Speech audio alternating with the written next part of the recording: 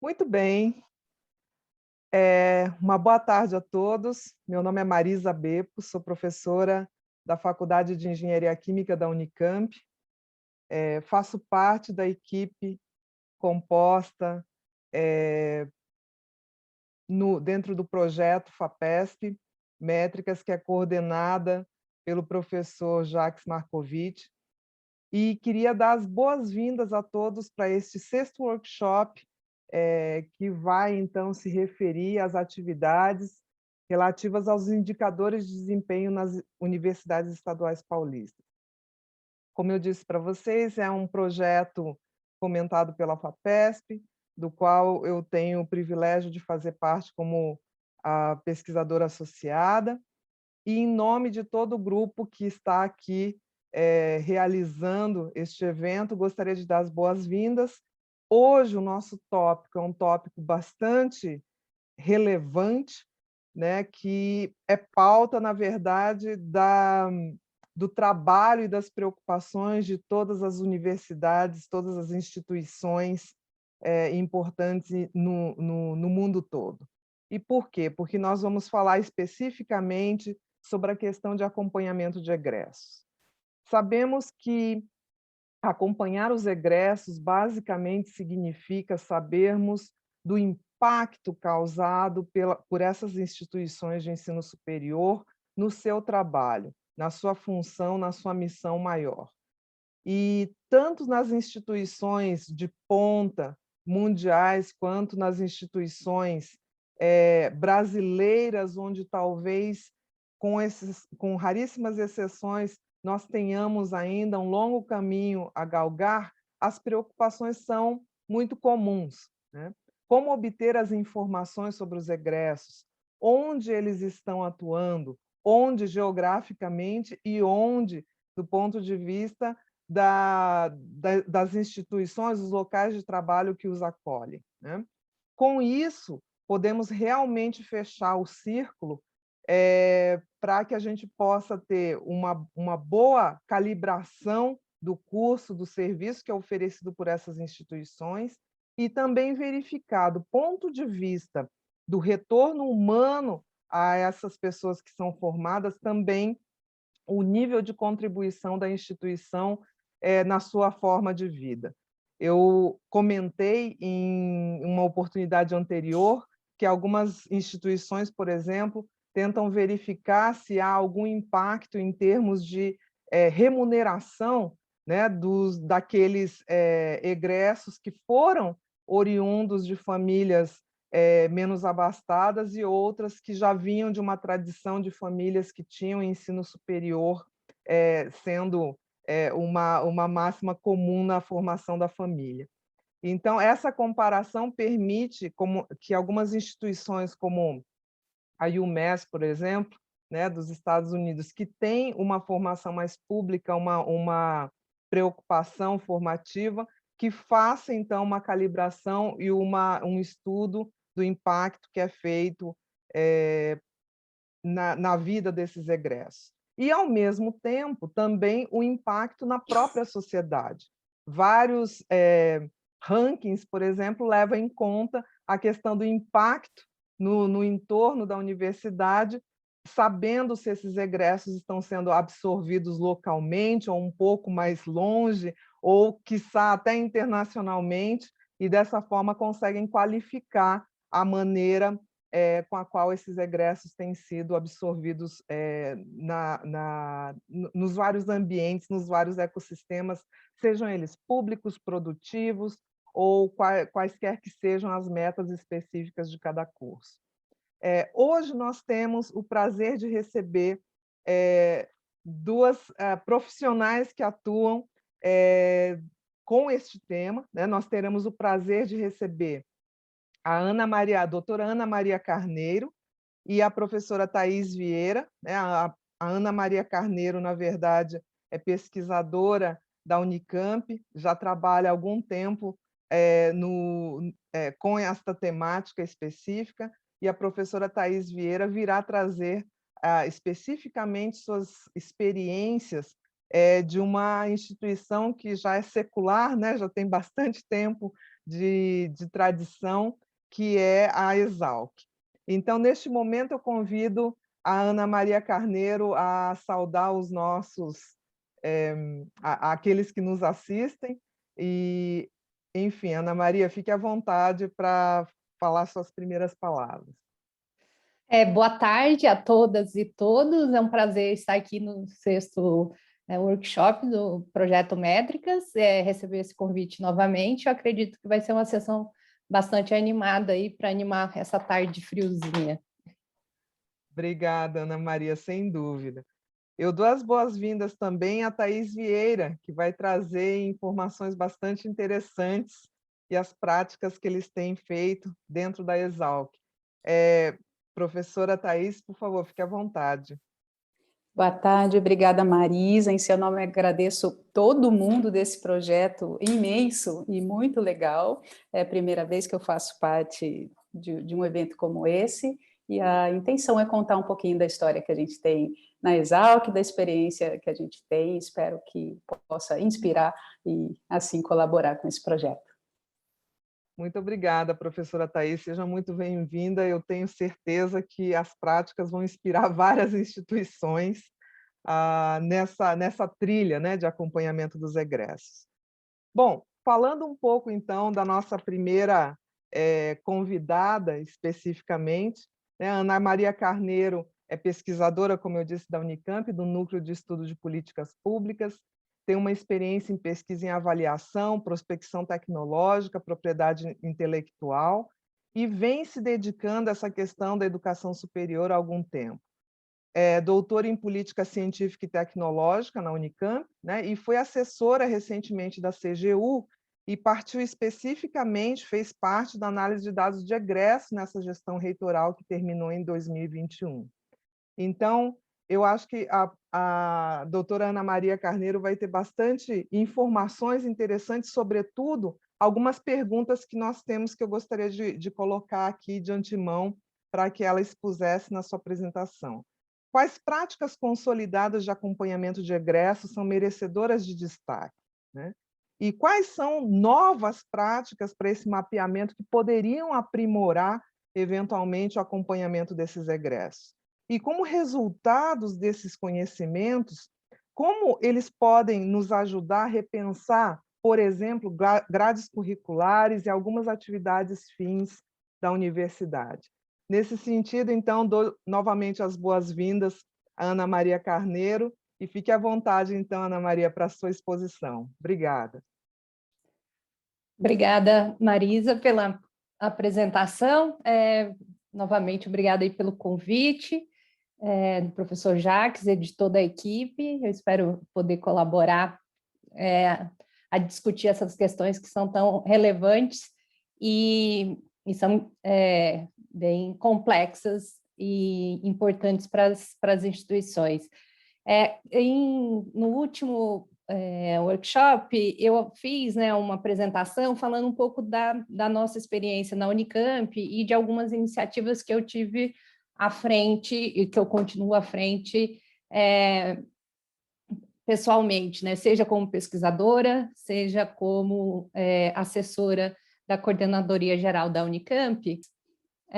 Eu vou falar um pouco, inicialmente, sobre os estudos envolvendo egressos, né? Depois eu vou falar um pouco das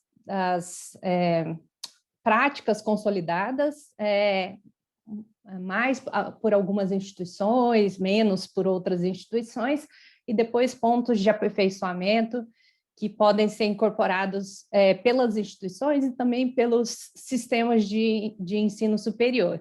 Então, entrando aqui, Marisa, você me avisa em relação ao prazo.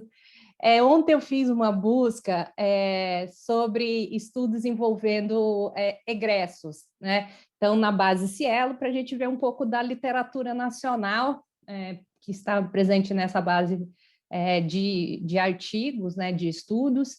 Então, usando aí os termos egressos ou alumni. E aí a gente primeiro, né, ver que teve um crescimento muito grande aí nos últimos 5 anos, né, dos estudos, praticamente dobrou a presença de estudos nessa base de dados. Os primeiros estudos são da década de 1980, e eu queria tentar colocar alguns elementos de contexto para a gente tentar entender um pouco dessa evolução dos estudos, né? Então, primeiro, até meados dos anos 2010, todos os textos que a gente lê aí logo depois, entre 2011 e 2015, eles falam que esse período era um período de poucos estudos, tem poucos estudos, é um período de aridez de estudos sobre egressos, mesmo todas as instituições mostrando que era relevante ter essa visão dos egressos sobre a instituição, sobre o sucesso, para entender o perfil profissional deles. E a gente vê, então, um grande crescimento já nesse período de 2011 a 2015.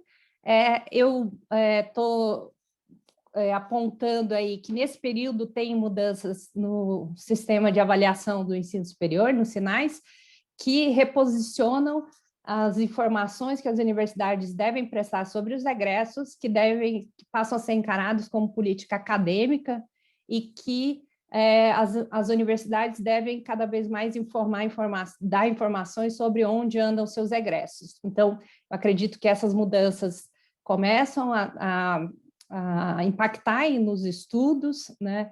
E, mais recentemente, eu acredito que também as mudanças da avaliação da CAPES, que também passam a exigir informações sobre o impacto dos programas de pós-graduação na formação e na trajetória profissional dos seus egressos, isso vai ampliar ainda mais os estudos sobre egresso. Além disso, não dá para perder de vista que nesse período o próprio ensino superior, aqui pegando só os dados de matriculados na graduação, praticamente dobra de tamanho, assim como também crescem bastante os estudos sobre ensino superior. E aqui, né, eu fiz uma análise dos títulos que aparecem, né, desses estudos, e a gente percebe algumas impressões aí, né? Então, primeiro, grande parte dos estudos é feito em universidades, especialmente em universidades federais, que são aquelas que participam dos sinais, como eu mencionei antes. A gente vê estudos tanto envolvendo egressos de curso de graduação, quanto egressos de curso de pós-graduação, e os temas mais comuns que aparecem são a visão dos egressos em relação aos cursos, né? Então, como um elemento para avaliação de curso, para avaliação dos currículos, a própria análise do perfil sociodemográfico e o perfil profissional dos egressos, tanto graduados quanto mestres, doutores, residentes e também egressos de cursos lato sensu, como MBAs. E em relação aos cursos que são analisados, tanto de pós quanto de graduação, o destaque são para os cursos de saúde, então a gente vê, né, além da palavra saúde, a gente vai ver vários cursos como medicina, enfermagem, saúde coletiva, né, tem vários cursos da área da saúde, mas também vários cursos relacionados à formação de professores, né, especialmente as licenciaturas e a pedagogia, né. Agora, entrando na segunda parte da apresentação, ver um pouco das práticas de acompanhamento de egressos. E eu vou falar especificamente de 3 práticas, né? O uso de surveys para acompanhar egressos, e aí eles podem ser mais restritos, mais abrangentes, o uso das plataformas, né, para egressos e a análise com dados secundários. E vou tentar comparar um pouco as vantagens e desvantagens, limites de cada uma dessas formas de acompanhamento de egressos, né? Elas podem se dar em vários níveis, né? As 3, a gente vê, por exemplo, na Unicamp, né? Antes de ter a plataforma Alumni, existiam plataformas de faculdades e institutos, como elas podem ser surveys específicos de determinados cursos ou de uma determinada instituição de ensino superior, né? Então, como que eles acontecem, né? Em relação às fontes de dados, os surveys, eles utilizam ou deveriam utilizar dados administrativos e as próprias respostas dos questionários, né? A plataforma de egressos, elas, em grande parte, utilizam os dados administrativos, os cadastros que os egressos realizam, e, eventualmente, podem ser realizados surveys dentro dessas plataformas, então a gente também tem como fonte de dados as respostas a esses surveys. E, em relação aos dados secundários, tem um conjunto grande de dados que podem ser utilizados de forma independente ou de forma articulada, mas a gente tem desde dados administrativos da própria instituição, a base RAIS, que é uma base sobre emprego formal, da Secretaria de Trabalho, do Ministério da Economia, a plataforma de currículo Lattes, mais recentemente a própria base ORC-ID. A gente pode também fazer estudos de bibliometria para ver mobilidade de egressos que foram para a carreira acadêmica e, eventualmente, até fazer estudos usando o próprio censo da educação superior para ver a mobilidade de egressos que foram continuar seus estudos em outras instituições, né?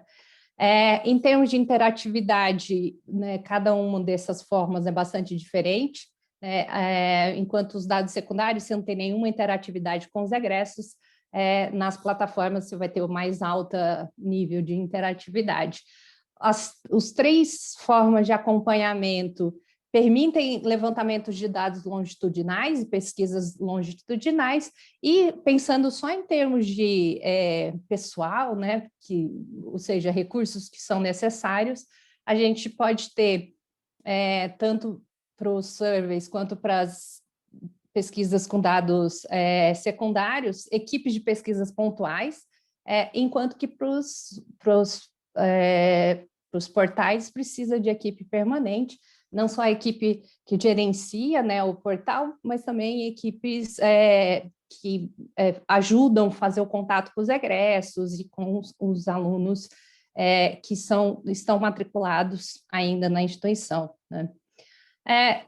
Em relação ao uso, não vou entrar aqui em todos os detalhes, depois a gente pode voltar para esse quadro, né, se for de interesse, mas pegando um pouco aquelas categorias que apareceram lá na análise dos títulos, né, a gente vê algumas diferenças, né? Então, enquanto para fazer análise do destino profissional, por exemplo, né, onde estão os egressos, o que eles estão fazendo, todas as 3 formas permitem esse tipo de análise, só que são análises diferentes, né? Os surveys e a própria plataforma de Alumni, usando os surveys, você pode ter uma análise aprofundada, vendo a empregabilidade, você pode perguntar para o egresso qual é o impacto que ele acha que o curso teve na sua carreira, e você consegue pegar todos os tipos de ocupação, e não só aqueles que são empregados com carteira de trabalho assinada, que é o que vai aparecer, por exemplo, na base RAIS, né? Já os dados, as análises feitas com dados secundários, elas podem ser mais abrangentes, no sentido de conseguir uma amostra maior e não depender do contato específico com cada um dos egressos, né? Em relação à avaliação de cursos, os surveys permitem análises bastante detalhadas em relação à contribuição do curso para o desenvolvimento de competências, para a avaliação de mudanças no currículo, né? E enquanto que a plataforma Alumni e os dados secundários permitem análises mais indiretas. Já em termos de accountability, ou seja, de informações que a universidade pode recolher para prestar contas à sociedade, os surveys podem ajudar, né, contribuir com a análise dos egressos sobre a sua satisfação com a experiência que eles tiveram na universidade, análises mais qualitativas sobre o impacto no seu desenvolvimento pessoal e profissional, enquanto que, por exemplo, análise com dados secundários permitem análises bastante abrangentes, como custo-benefício, análise de produtividade, impacto regional, como o estudo do professor Azoni, que já foi apresentado em um dos workshops do Projeto Métrica anteriormente, né? E aqui eu vou colocar alguns limites no uso de cada um dessas formas de acompanhamento dos egressos, né? Tanto o portal quanto os surveys enfrentam essa dificuldade de acesso aos egressos, seja pelo interesse dos egressos em participar dessas atividades, dessas iniciativas, seja pelo próprio acesso em termos de contato, porque os contatos, né, os cadastros vão perdendo vão ficando desatualizados, né? E no caso dos surveys, normalmente eles tratam de um curso ou de uma instituição, então, se a gente está pensando em estudos mais gerais sobre o ensino superior, é difícil fazer generalizações e mesmo fazer comparações, né? E enquanto os portais tem que ter um esforço muito grande para ter uma boa abrangência e também tem uma dificuldade aí para, na verdade, um esforço para manter a interatividade e o interesse dos egressos, né? Já nas bases de dados secundárias, cada uma das bases apresenta limites. Então, para o estudo, por exemplo, da trajetória profissional, a RAIS não encontra, né, a gente não encontra ali os empreendedores, os profissionais liberais, aqueles que estão no exterior, e também não é possível captar as pessoas que estão em trabalho informal. E no Lattes é uma base bastante abrangente, que tem muito detalhe, só que ela é restrita àqueles profissionais que estão atuando na academia, principalmente, e a informação sobre o vínculo institucional, ela não é padronizada e também ela não é verificada, ela é o que é informado por cada pessoa que está preenchendo, né? E aí, encaminhando para o fim, o que seriam alguns pontos de aperfeiçoamento?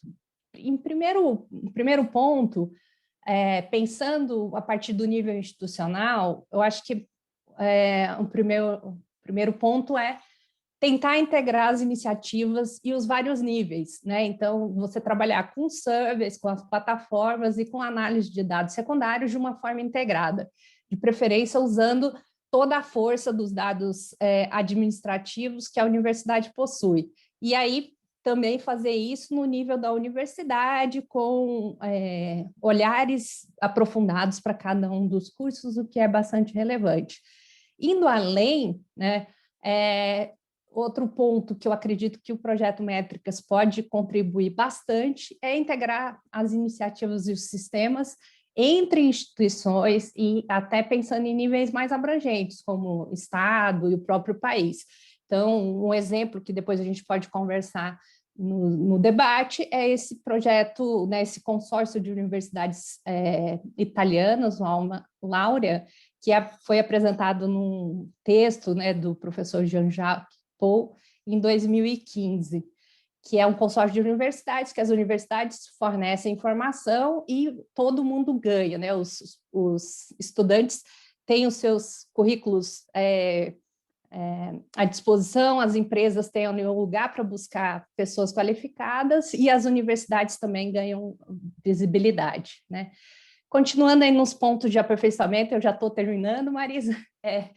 Então, o primeiro ponto que eu já coloquei da vez passada e que eu repito aqui, o contato tem que começar enquanto eles são estudantes, para criar essa relação e a cultura de egressos. Então, eu da outra vez mostrei algumas experiências de integrar o acompanhamento da experiência estudantil com a avaliação de programas, né?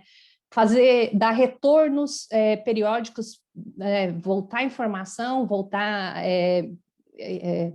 informações de interesse, tanto para os estudantes quanto para as coordenações de curso, dos programas, e de preferência usar métodos longitudinais. Então, né, tem toda a literatura discutindo que você não pode olhar o emprego um ano depois que a pessoa se formou, você tem que olhar 1 ano, 3 anos, 5 anos, né, alguns períodos, né. Um outro ponto que parece óbvio, mas nem sempre acontece, né, é garantir que essas ações de acompanhamento de egresso de fato se revertam em ações de desenvolvimento institucional.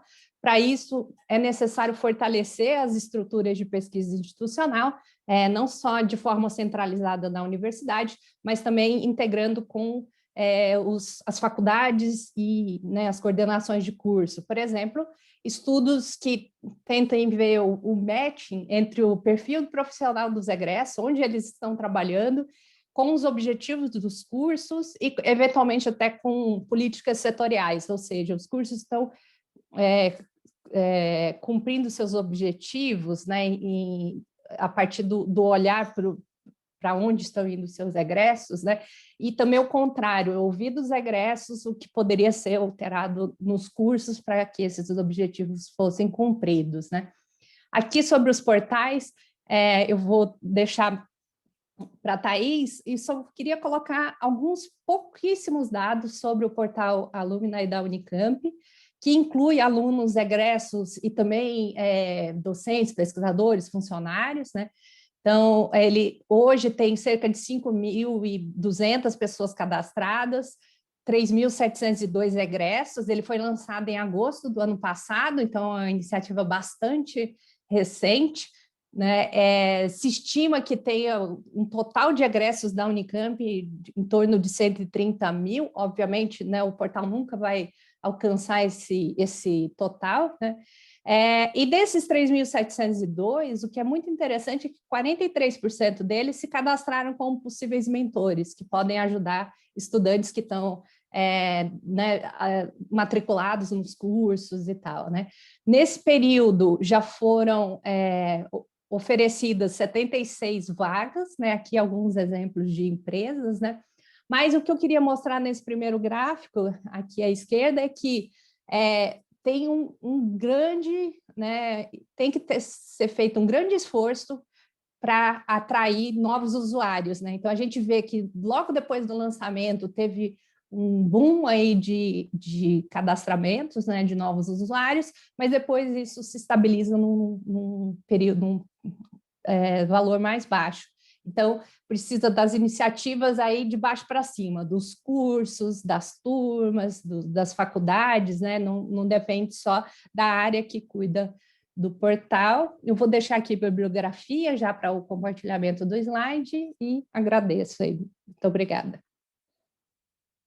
Obrigada, doutora Ana Maria, pela exposição. Já abordou, deu um panorama muito interessante da coleta de dados, e eu tenho certeza, a gente já tem perguntas que tem a ver com a sua apresentação aí para fazermos daqui a pouquinho, tá bom?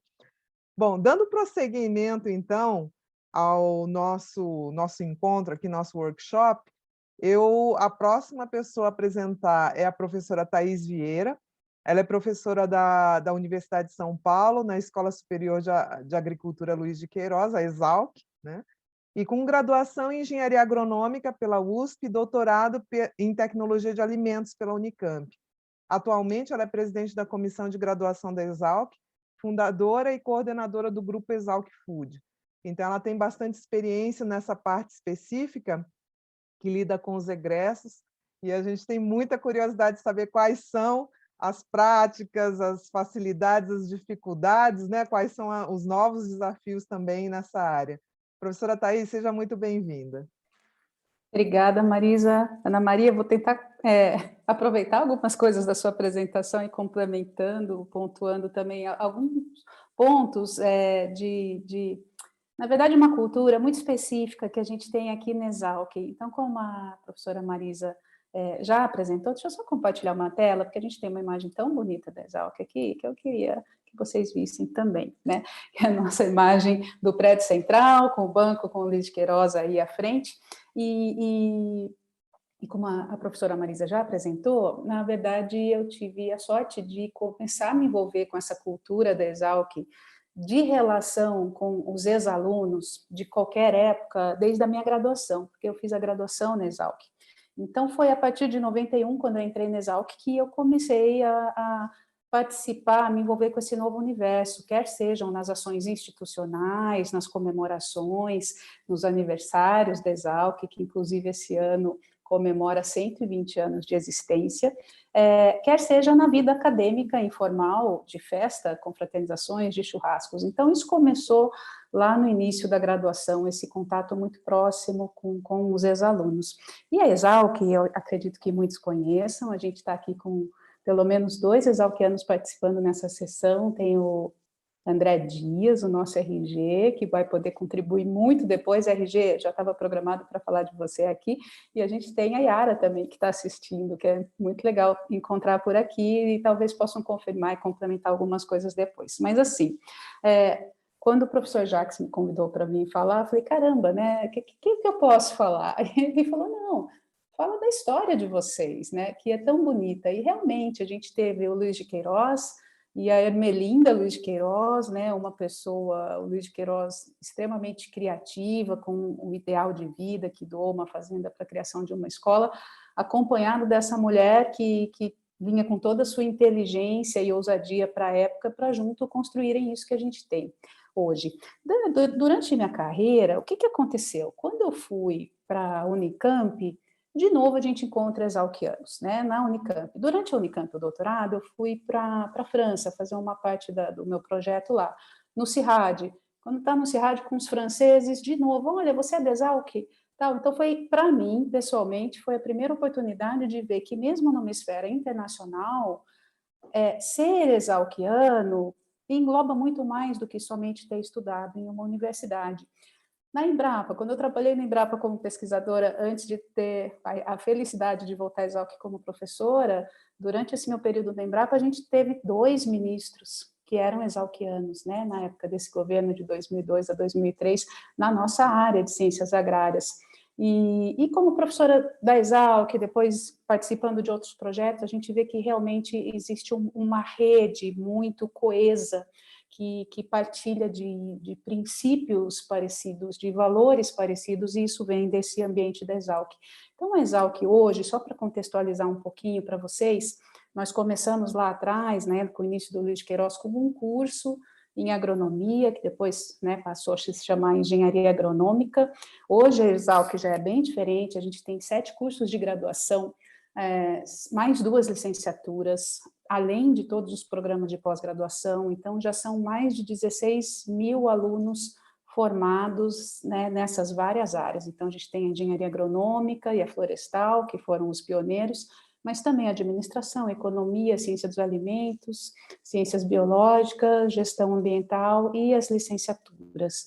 Bom, uma parte de intercâmbio bem importante, ontem na apresentação do professor Marcelo Knobel, ele falou sobre internacionalização, eu fui levantar uns dados rapidamente, a gente tem cerca de 5 a 10% de alunos em mobilidade todos os anos, e a gente recebe muito aluno estrangeiro na Exalc também. Foi um dado que, quando a gente ouve os outros falando, fala, deixa eu ver quanto que é meu dado, né?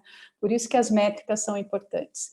Então, como eu falei, são mais de 16 mil profissionais formados, e nós temos um ingresso de 430 novos alunos a cada ano, nesses 7 cursos. Hoje estamos com um perfil acadêmico, né, um perfil de alunos muito diferente do que a gente tinha há anos atrás, assim como toda a USP, 50%. Na verdade, na Exalc a gente já tinha atingido essa faixa no ano passado, mas esse ano foi mais de 50% de alunos que vêm de escola pública. Então, ao longo dos anos, a Exalc foi mudando, o perfil dos nossos alunos também foi mudando, e eu trouxe só alguns pontos específicos aqui sobre a pesquisa mais recente que a gente tem com os nossos alunos atuais. Então, essa pesquisa ela foi de uma coleta de outubro de 2019 até abril de 2020. Agora a gente acabou de encerrar a coleta desse ano para em breve ter mais resultados, mas só para mostrar, né, quem participou dessa pesquisa mais atual que a gente tem com os nossos alunos. 50% de homens, 50% de mulheres, então isso já mostra um pouquinho de como a Exalc foi mudando. Na formatura do ano passado, a gente teve um número de mulheres, na formatura, na sessão solene, maior do que de homens, então foi o primeiro ano que a gente teve mais mulheres do que homens sendo formados, e de um total de 486 alunos que participaram desse levantamento, dessa pesquisa, tem um ponto muito interessante, que é, juntando os que responderam, que fazem parte da área de engenharia agronômica e agronomia, que dá esse total de pouco mais de 800, 800 alunos no total no Brasil, a gente vendo que esses pouco mais de 200 alunos da Exalc que responderam, correspondem a 1/5 desse universo pesquisado. distribuído nessa faixa de idade, né, desde os que estão em primeiro ano até o último ano, então a maioria de 20 a 25 anos, e também bem distribuídos ao longo do ano do curso, né, desde o primeiro até o quarto ano, principalmente. E como são esses nossos estudantes? A gente tem um perfil, que é esse que está pontilhadinho em azul claro, que mostra que o primeiro perfil, o perfil predominante nos nossos atuais alunos, é um perfil de líder, é aquele perfil de alguém que realmente tem uma boa visão do todo e trabalha bem em equipe. Seguido pelo perfil internacionalista, que é um perfil que não é somente quem quer viajar, né, e conhecer novos mundos, está relacionado a isso também, mas a característica desse perfil é realmente a pessoa que quer causar um impacto na sociedade e que também trabalha em cooperação. E, finalmente, o idealista, que a gente acaba lembrando de novo aqui do Luiz de Queiroz, que com aquele perfil com todo o seu idealismo conseguiu fazer a nossa escola. Então, esse perfil mais idealista aqui, ele é bem interessante, porque ele mostra, e o harmonizador também, ele mostra um senso de responsabilidade muito interessante. Antes de eu passar para a parte com os ex-alunos, isso daqui é um outro resultado da pesquisa, que mostra como a palavra referência, né, em alguns pontos tradição, e palavras que, na verdade, representam desculpem, foi para frente, pontos muito positivos da Exalc aparecem aqui. Mas eu queria chamar a atenção nessa imagem algumas palavras que não aparecem em relação aos demais estudantes que também participaram dessa pesquisa nas mesmas áreas de conhecimento, que é a melhor do mundo, pioneira, sonho, única. Então, é muito legal. Aparece uma festa aqui também, junto com a tradição, e isso reflete muito o que a gente é. A gente não tem, por exemplo, palavras negativas como cansaço, difícil. Não que isso não exista, é claro, mas não é a imagem da Exalc, a gente não está associado a isso.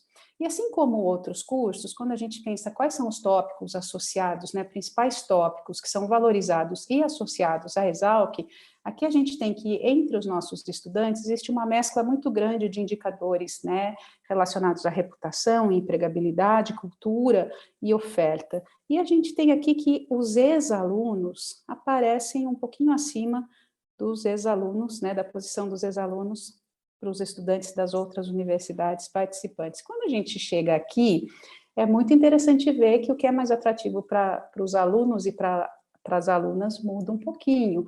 E para os alunos homens, ex-alunos em posição de liderança e também a parte da empregabilidade, aparece como algo super importante e muito relevante, né? Bom, o que eu tenho aqui, então, só para fechar isso, é a gente falar da nossa associação de ex-alunos. Quando a gente vai ver essa figura, que é sempre muito importante para a tomada de decisão, para a gente saber como deve ser a nossa comunicação aqui na Exalc, a gente vê que ex-alunos bem-sucedidos é um atributo muito associado à Exalc. E aí, por que a gente imagina, né? Por que a gente... E ex-alunos em posição de liderança também, né? Como eu falei, a gente tem vários egressos em posição de liderança das mais variadas faixas etárias, né? Então, a gente tem egressos em ONGs, em posições políticas, trabalhando com decisões estratégicas, e a gente tem o prazer e a oportunidade de conseguir conviver com esses ex-alunos por meio dessa rede que é muito bem amparada pela nossa associação dos ex-alunos da Exalc, que é a DEALC. Então, é uma associação que foi fundada na década de 40, desde 82, muito antes de eu ser aluna, já existia uma sede dentro do campus, e foi em 82 também que a DEALC passou a ter uma participação, tem uma cadeira, uma representação na nossa congregação. Agora a gente está querendo ter uma cadeira também na comissão de graduação, justamente para aproveitar toda essa informação que a DEALC consegue oferecer para a gente como instituição que está ali dentro da Exalc, na verdade é bem na entrada do campus, e todas as vantagens que a gente tem. Então, a DEALC é uma associação muito antiga, sempre fez parte da vida dos exalquianos, mas, na verdade, quando eu era aluna, por exemplo, eu tinha referência da DEALC Eu fui ter referência da DEALC quando eu já estava me formando, no finzinho da graduação e depois nas comemorações. Nas últimas gestões, a gente teve uma participação muito forte de pessoas muito criativas, entusiasmadas, incansáveis, que fizeram, na verdade, deram uma reviravolta e fizeram isso que a gente tem hoje na DEALC. Então, eu vou só parar de compartilhar aqui um pouquinho, e se eu tiver tempo ainda, vamos ver se dá tempo, ou eu continuo com os slides. Deixa eu só parar um minuto aqui, e eu queria abrir o site da DEALC para mostrar para vocês. Só um minutinho aqui, tá? Que eu já vou abrir. Epa! Um minuto. Desculpem que eu pus. E eu vou abrir aqui essa aba. Agora sim, gente. Então, aqui, olha, essa aqui é a nossa página da DEALC. Deixa eu dar um início aqui, porque sem querer eu maximizei e fechei de novo. Eita. Vou voltar para trás. Está aqui, gente. Essa é a nossa DEALC, que está com essa campanha agora. Eu achei que seria muito mais fácil. Epa! Desculpem aqui, agora sim.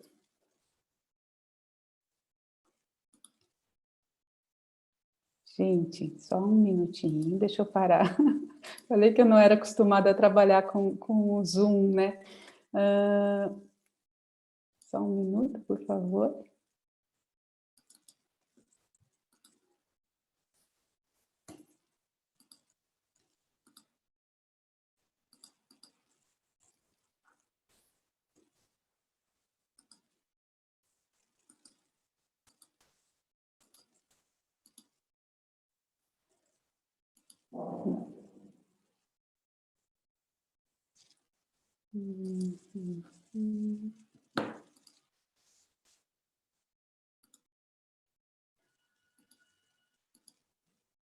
Gente, minha página não está funcionando, eu me planejei para navegar um pouquinho no site, mas eu vou para o meu plano B, que eram alguns prints que eu já tinha aqui na tela da DEALC para vocês, tá bom?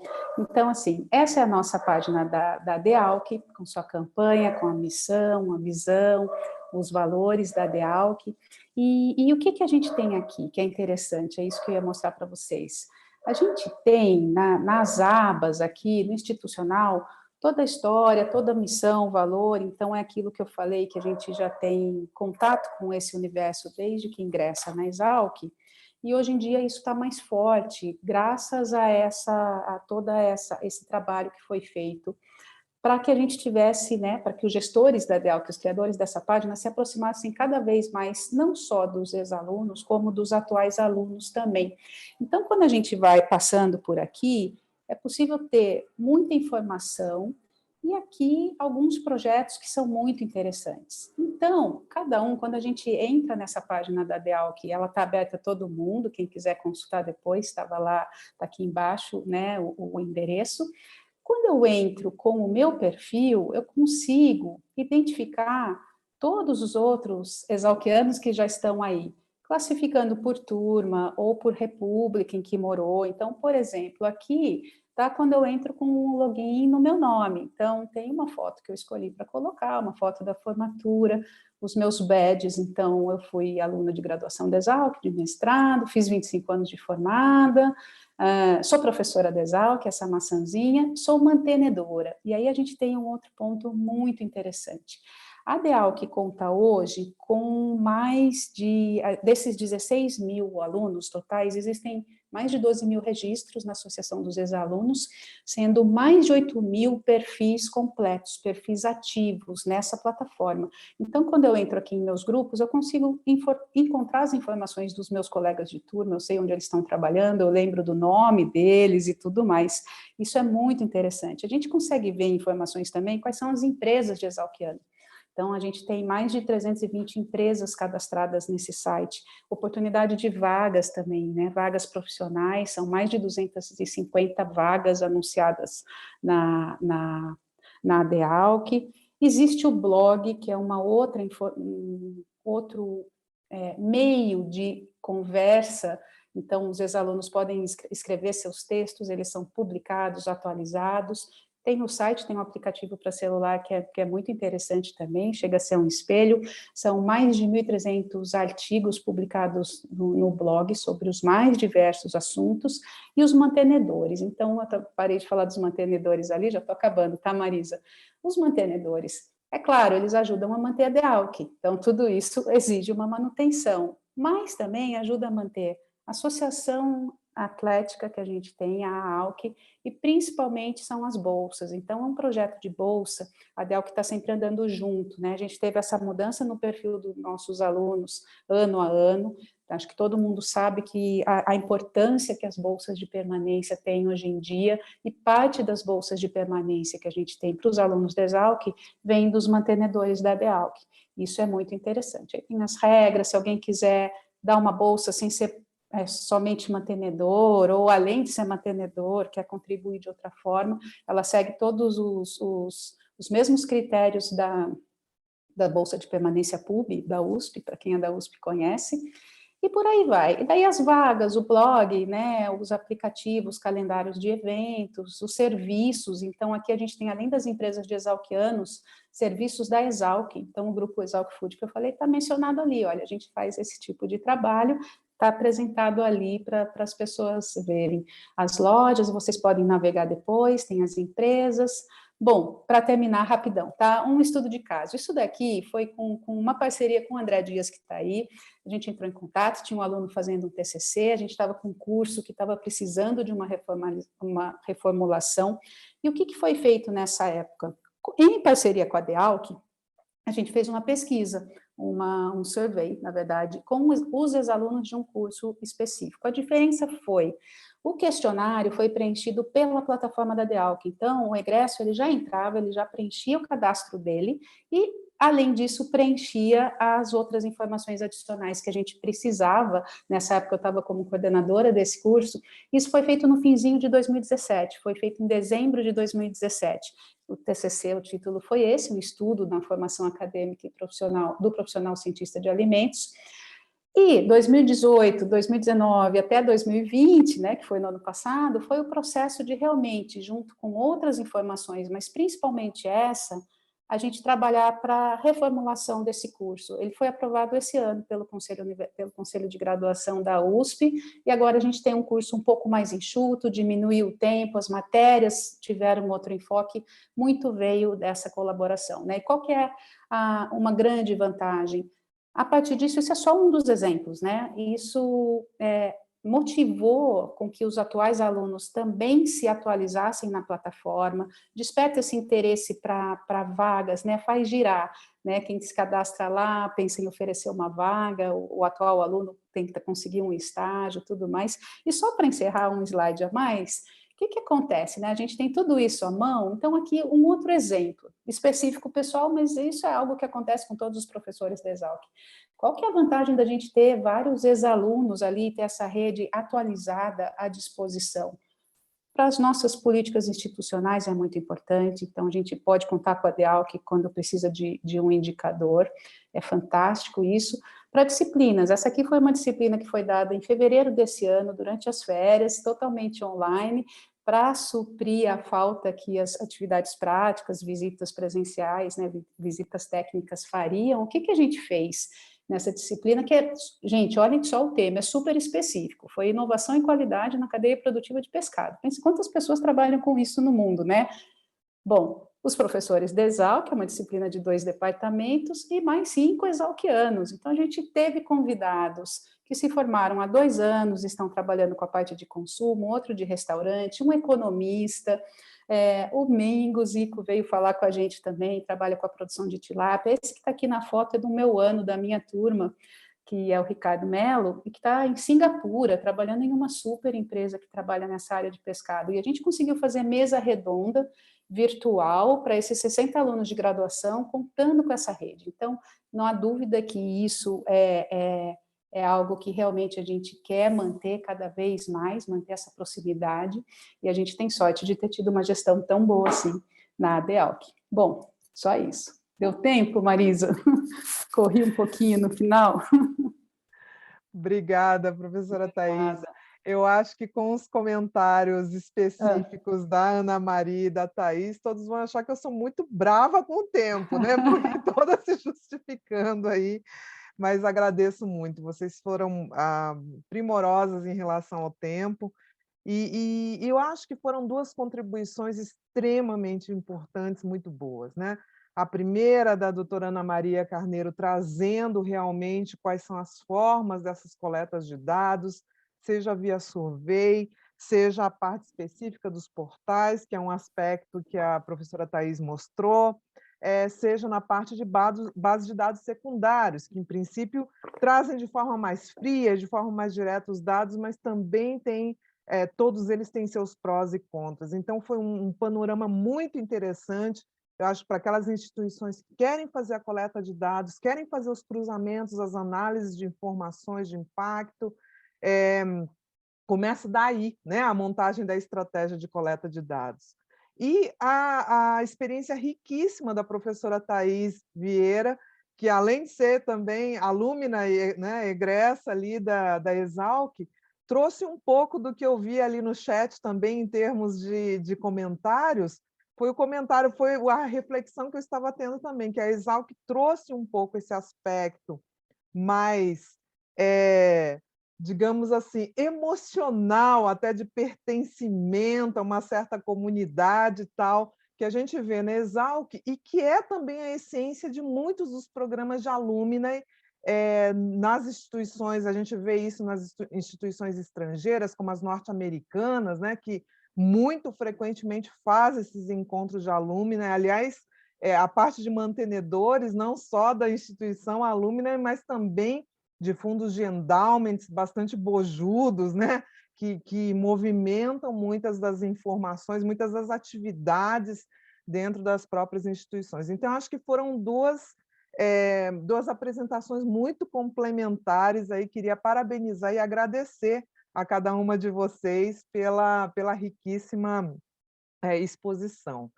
Nós temos aqui uma pergunta já sobre a questão dessa coleta de dados, e eu vou dirigi-las a vocês duas, talvez com temperos diferentes. Então, num primeiro momento, a própria Ana Maria Carneiro gostaria de dirigir uma pergunta feita pelo Marcelo Sarcinelli, que diz o seguinte: há uma dificuldade, é claro que ele não está falando sobre a questão da base de dados secundárias, né? Mas ele está falando sobre a questão específica, seja talvez via survey ou via portais, mas ele diz o seguinte: há uma dificuldade nesse cadastro dos egressos, né? E há também uma dificuldade para que eles mantenham atualizados ou que deem mesmo as informações que nós necessitamos. Existe alguma sistemática em relação a benefícios que as instituições possam oferecer? Tem alguma opinião formada sobre isso, Ana Maria? Vou começar aqui a resposta, né? A Thais tem bastante experiência também, né? Eu acho que primeiro tem que descobrir o que é do interesse do egresso especificamente, né? Então, a gente vê, por exemplo, vários estudos que eu olhei, tem universidades privadas, não é o nosso caso, que dão descontos em cursos de educação continuada. Então, eles ficam tentando o tempo todo atrair o estudante para ele voltar para a instituição, né? Né, como a gente não tem essa estrutura na universidade pública, né, não tem cursos pagos, agora até temos alguns, né? Isso é uma possibilidade que pode ser vista, né? Mas voltando naquele exemplo que eu dei, né, do consórcio de universidades italianas, eles conseguem ter a informação de 90% dos graduados, né, na graduação dos cursos.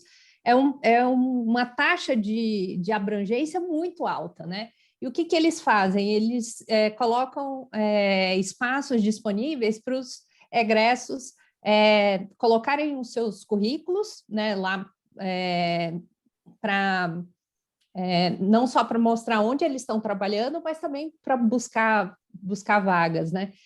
E isso é tão... o trabalho que as universidades fazem, né?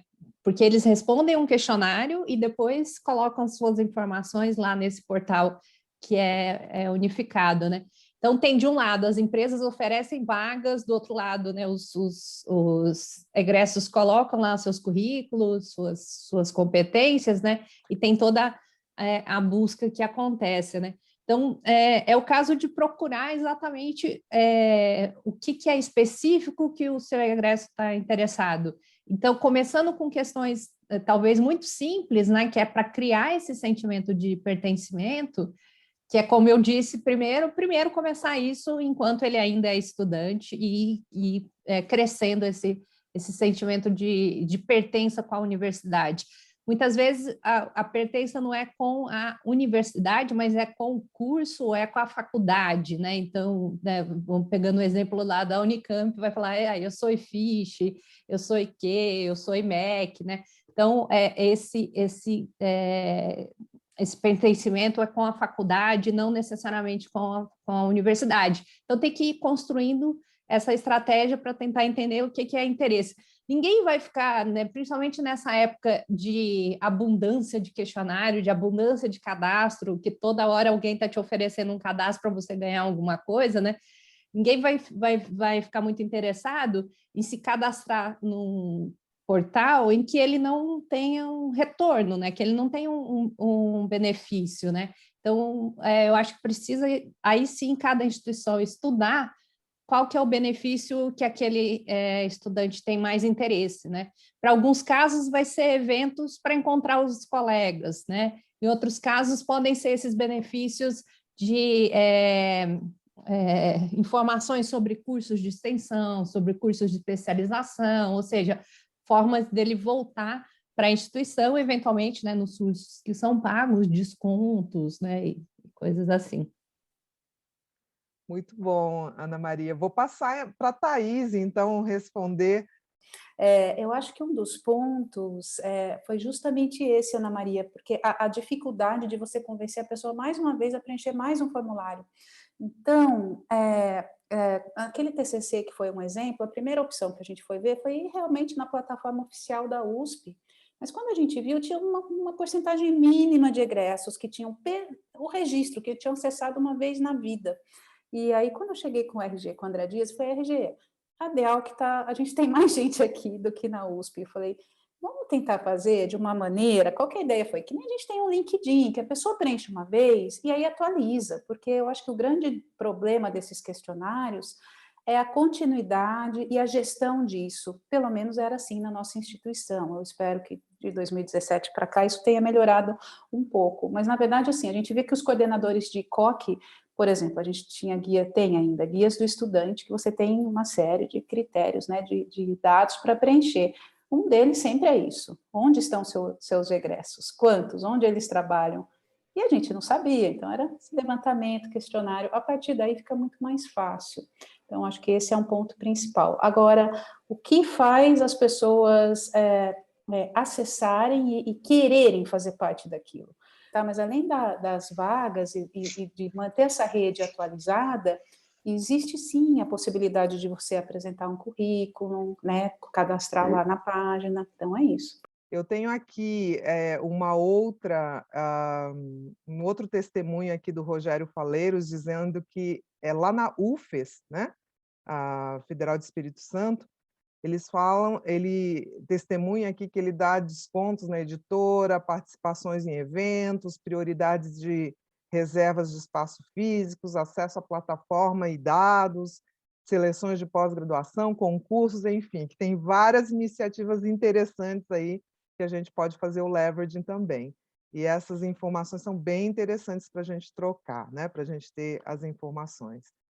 Tem uma outra pergunta, eu sei que tem pessoas aqui com as mãos levantadas, mas eu vou na ordem aqui, vou privilegiar a ordem das perguntas conforme chegaram, né? Que são várias aqui. Aqui nós temos uma pergunta bem interessante para a Ana Maria, da Daniela Uziel, que é um aspecto extremamente prático ali, para não dizer até legal, né? A Ana Maria ela diz o seguinte: A Daniela diz: estou à frente de um estudo sobre destino profissional dos egressos na UFRJ. E algo que estamos discutindo é a questão do uso de dados por conta da LGPD, né, a Lei de Proteção de Dados. Como vocês estão lidando com isso nos estudos de vocês? Essa é uma questão prática que também importa, né, as pessoas que estão interessadas nessa coleta de dados de egressos e a verificação do impacto. Obrigada pela pergunta. Eu vou começar a responder, porque eu acho que ela é mais complexa do que as informações que eu tenho, né? Quando a gente estava realizando o estudo, a Unicamp estava implementando, né, ela continua implementando, né, todos os protocolos para atender aos requisitos da Lei Geral de Proteção de Dados, né? Mas a minha sugestão é que a universidade tenha uma instância que possa fazer essa integração dos dados e, quando for fazer os estudos já sigam sem identificação individual, né? Retirando todas as informações que possam levar à identificação dos indivíduos, né?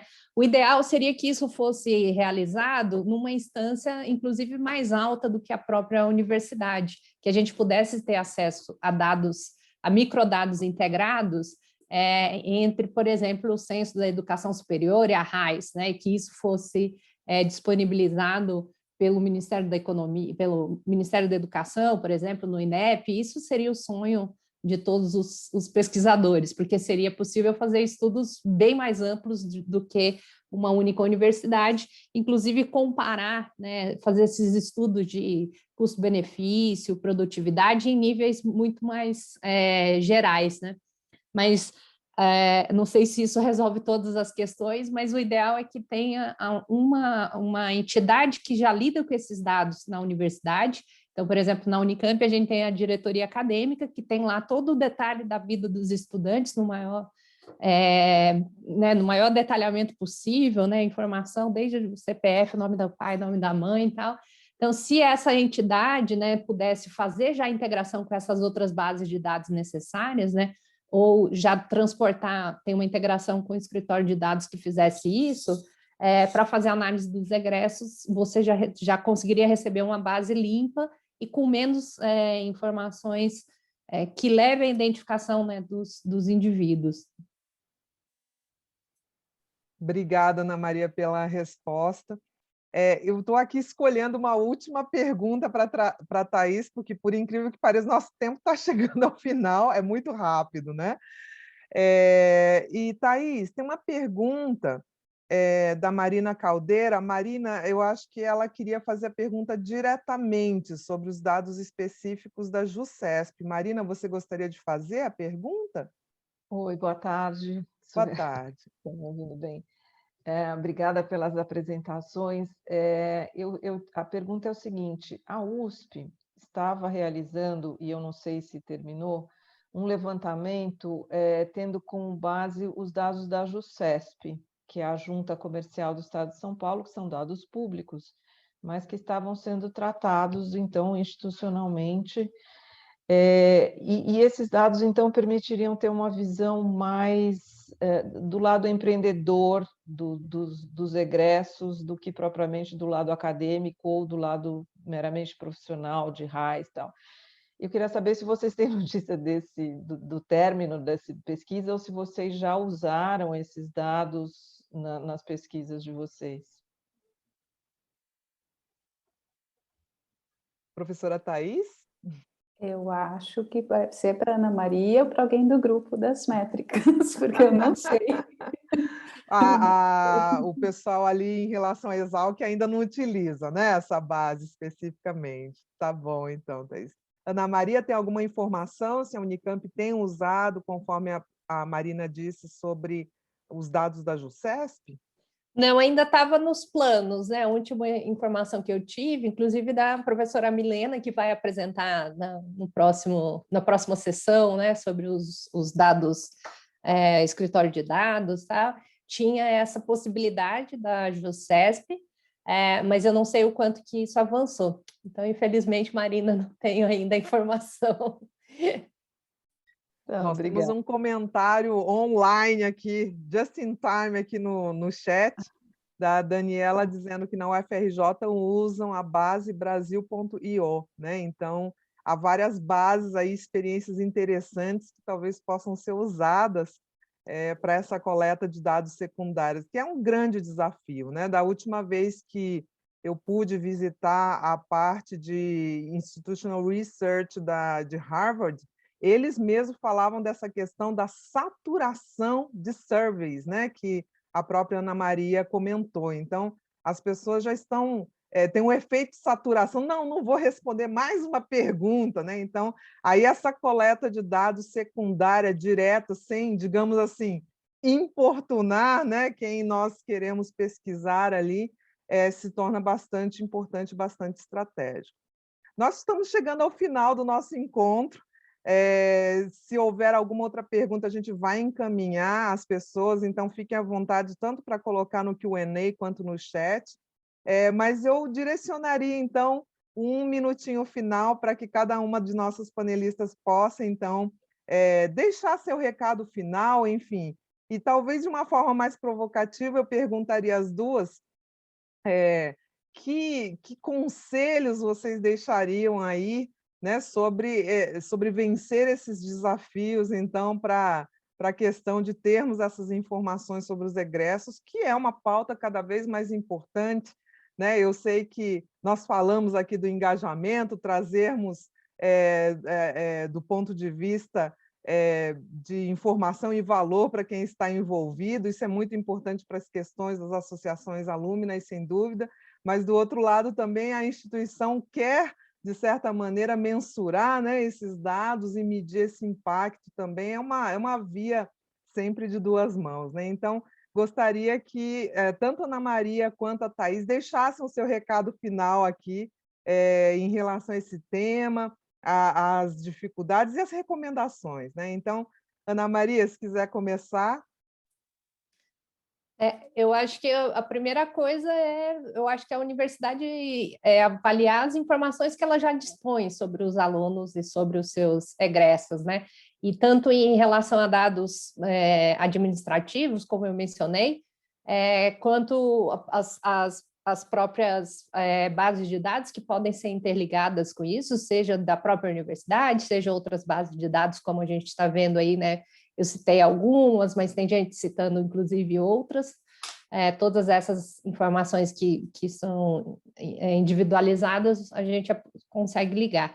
E aí, só fazer surveys para questões específicas e quando você quer levantar informações que, eventualmente, você não consegue com dados secundários. Mas eu acho que é importante também ligar, né, ou reconhecer as ações que já existem, né? Os grupos de egressos que já são bem consolidados dentro da instituição e ver o que dá para aprender, quais lições que dá para aprender com esses grupos, né? Então, tem vários... A Unicamp tem vários cursos que têm essa cultura bastante ativa, outros menos, né? A gente vê, por exemplo, no Instituto de Computação, isso é muito ativo. Vou dar só um único exemplo, porque tem vários outros, mas... então, aprender com... né, olhar o que foi feito, qual que é o histórico, né, quais são as ações que são feitas. A gente viu agora, durante a pandemia, né, eles fizeram uma série de ações usando o portal dos egressos, não, e também usando outras alternativas, né? Então, começar fazendo o dever de casa, olhando o que a universidade já dispõe, as experiências que já existem, né? E aí, começar a olhar outras experiências de sucesso e ver o que é possível adaptar, incluir.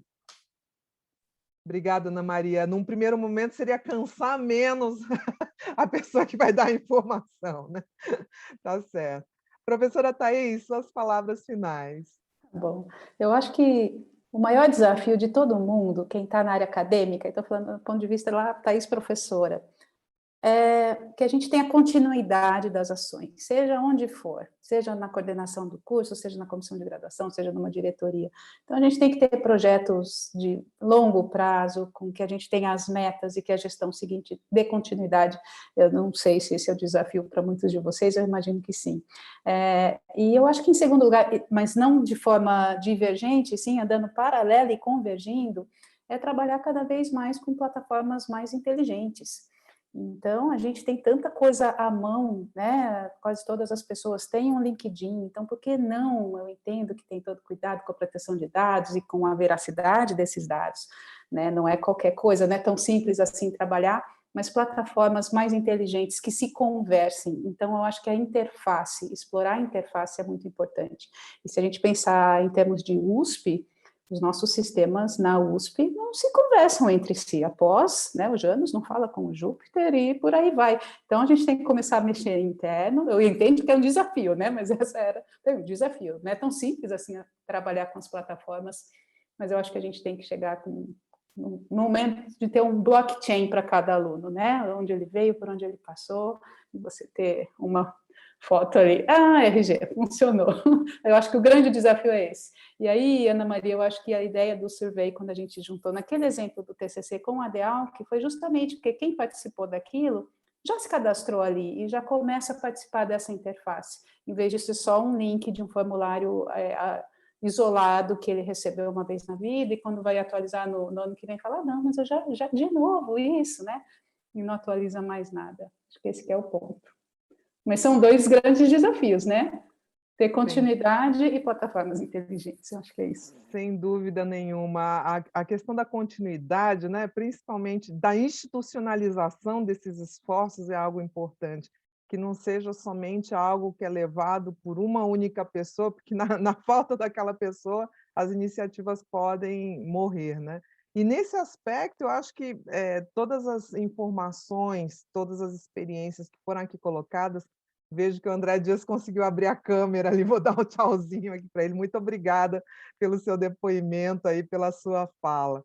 E queria agradecer também, além das nossas expositoras, né, que muito generosamente trouxeram aqui suas experiências, suas recomendações, a Ana Maria Carneiro, a Thaís Vieira, agradecer quem escreveu aqui no chat também, a Unifesp também colocou a sua experiência na coleta de dados secundários, onde tem buscado as informações, e eu tenho insistido desde o painel anterior que a gente tem que ter algum fórum específico onde as universidades em si coloquem essas experiências, porque a gente pode facilmente fazer um benchmarking, né? A gente pode facilmente traduzir esses esforços nas várias instituições e, de fato, ganharmos, né, de uma forma qualitativa e quantitativa, rapidamente esse conhecimento e essas formas de acompanhamento de egresso. Vou pedir desculpas aqui a quem deixou perguntas e levantou a mão, porque nosso tempo é limitado, então,